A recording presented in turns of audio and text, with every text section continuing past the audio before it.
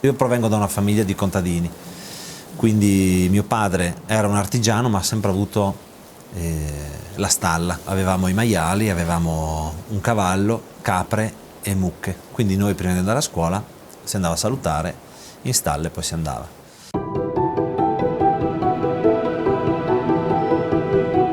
Era un sistema vecchio delle famiglie di montagna, quindi dove ogni famiglia aveva la stalla, si allevava il maiale, lo macellava e faceva salumeria o le bistecche. Prima del Brite d'Arietto mio padre prese il pascolo, quindi si occupava della stalla e di gestire il pascolo del Brite, che sono 100 ettari di pascolo, tuttora uguale a allora.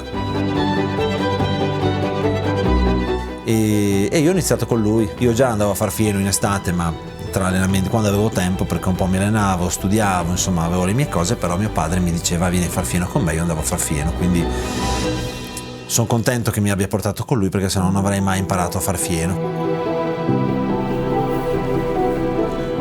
Quindi una volta non ero contento, ma adesso sono contento. Mungevo le vacche, questo è stato il mio inizio, diciamo, nel mondo food. Si allevava, si macellava e si vendeva la carne al ristorante.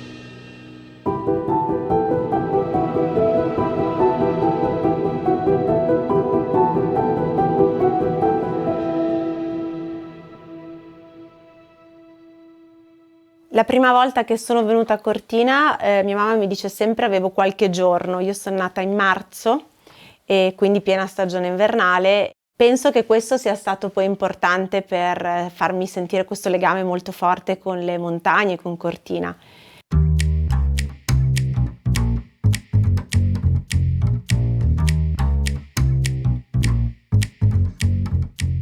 Sono nata in una famiglia proprio classica bolognese, quindi ogni domenica mio papà faceva il brodo. Nella nostra famiglia è sempre stato molto importante stare attorno a una tavola e condividere questi momenti, dalla colazione al pranzo alla cena.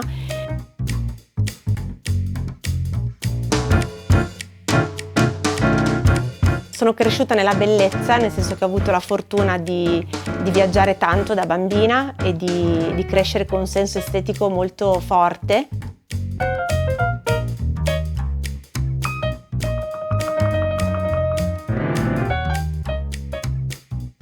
Io e mia sorella abbiamo iniziato una piccola attività legata alla moda.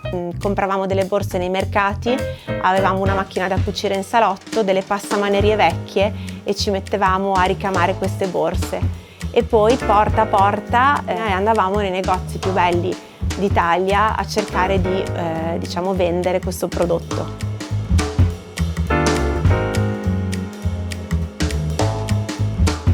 È stato secondo me molto importante per me questo mio passato, perché comunque mi ha sviluppato una grande creatività e penso che questo comunque mi sia servito anche nel mio lavoro.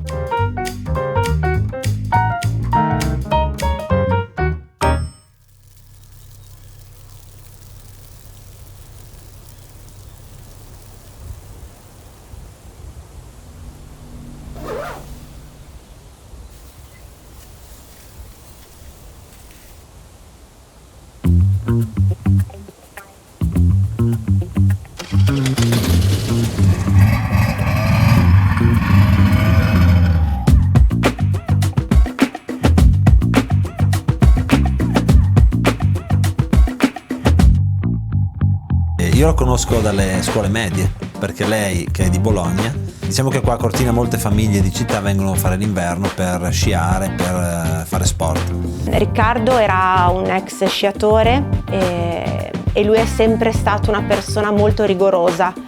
Quindi a 15 anni, nonostante noi fossimo ragazzi, quindi ci piaceva uscire, incontrarsi, lui era molto chiuso, si allenava tutto il giorno, faceva gare, si allenava. Lei era sempre stata una molto esuberante, molto simpatica, e io, essendo una persona molto tranquilla, anche timida se vuoi, riservata, a me piaceva molto una persona così, perché era proprio l'opposto di come ero io, no? È stato un percorso difficile, perché Riccardo, da bravo montanaro, devo dire, non si è aperto subito con me, però è stato molto divertente. È una persona molto in gamba, un bravissimo uomo, nonostante sia comunque anche una bella presenza, soprattutto è un bravo uomo. sono passati secondo me 3-4 mesi prima che io capissi che non dovevo farmela scappare. E dopo un po' di mesi ha ceduto e quindi oggi siamo qua, dopo quasi 18 anni, con 2 bambine, è un'attività della quale siamo molto orgogliosi.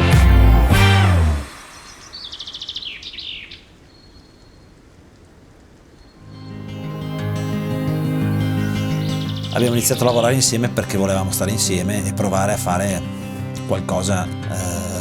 Nessuno aveva una velleità di dire apriamo il ristorante, facciamo il progetto, e pian piano abbiamo imparato tutto.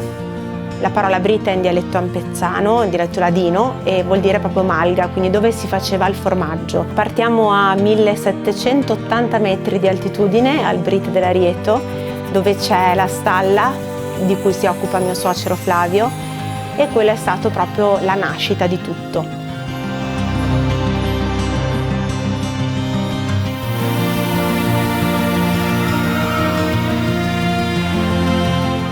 Quando Riccardo aveva 17 anni, il luogo a fianco, che è il Brite dell'Arieto, non esisteva, era una malga disabitata, bruciata. Poi nel 2004 i miei suoceri hanno ristrutturato questa malga e hanno aperto il Brite dell'Arieto, che è il nostro agriturismo.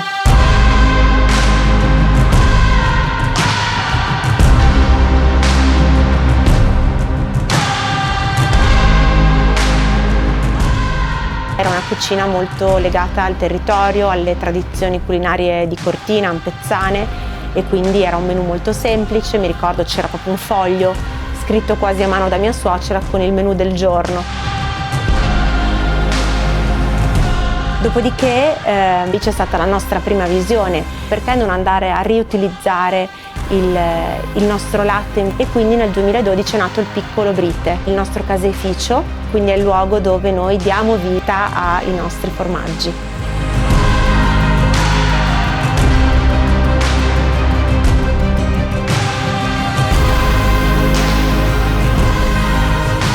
Diciamo, io ero arrivato a un punto, essendo autodidatta, che non riuscivo più magari a capire come sviluppare il lavoro, quindi sono andato poi a lavorare all'Osteria Francescana.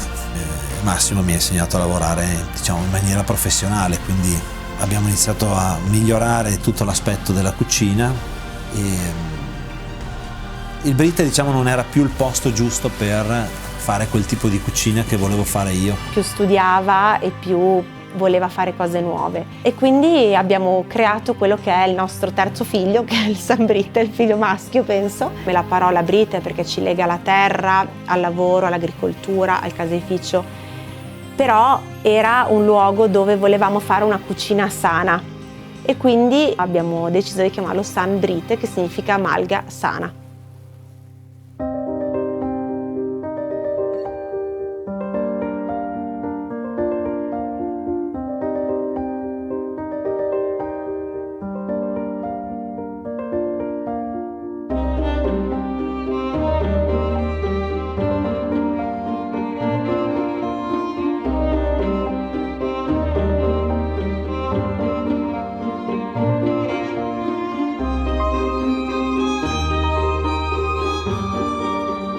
Noi riusciamo a raccontare la nostra storia bene perché siamo partiti dalla fattoria, quindi noi abbiamo le radici molto profonde dentro l'azienda. Non è stato costruito il San Brite e poi tutto il contorno frivolo. Noi al ristorante stellato ci siamo arrivati coltivando e allevando animali e producendo formaggi. La sostanza e la fatica che abbiamo fatto noi per arrivare a questo livello.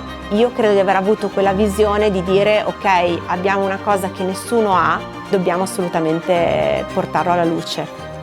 Mi piace molto il fatto di aver creato un'azienda in cui la famiglia sia presente sempre, no? Anche con i nostri ragazzi. È un luogo che per noi è casa, e quindi questo spero che si senta quando le persone vengono a sedersi a tavola.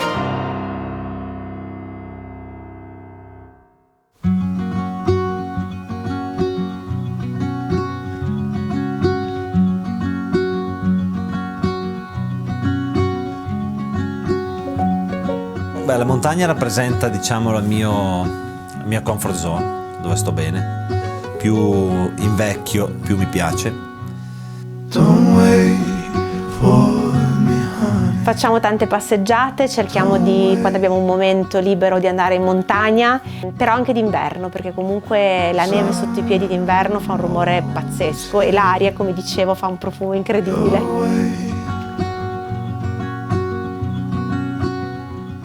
And I know exactly what I'm looking for.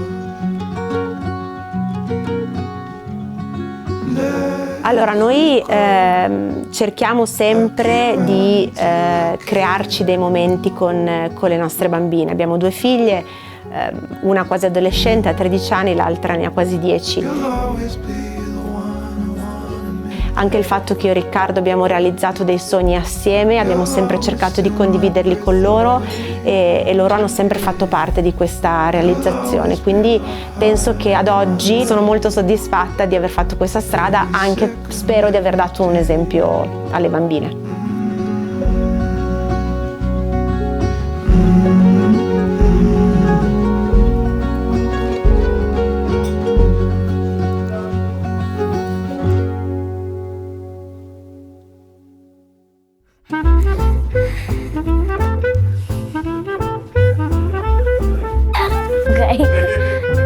Come stai? Bene, Tutto bene? Dove sei stata, dici? Mi fa ridere, i miei figli mi fanno ridere. ho fatto scuola e poi sono venuta qua e ho ascoltato cosa faceva la mamma. E che pensi dell'intervista che abbiamo fatto oggi a mamma? Ti è piaciuta? Sì, mi è piaciuta, però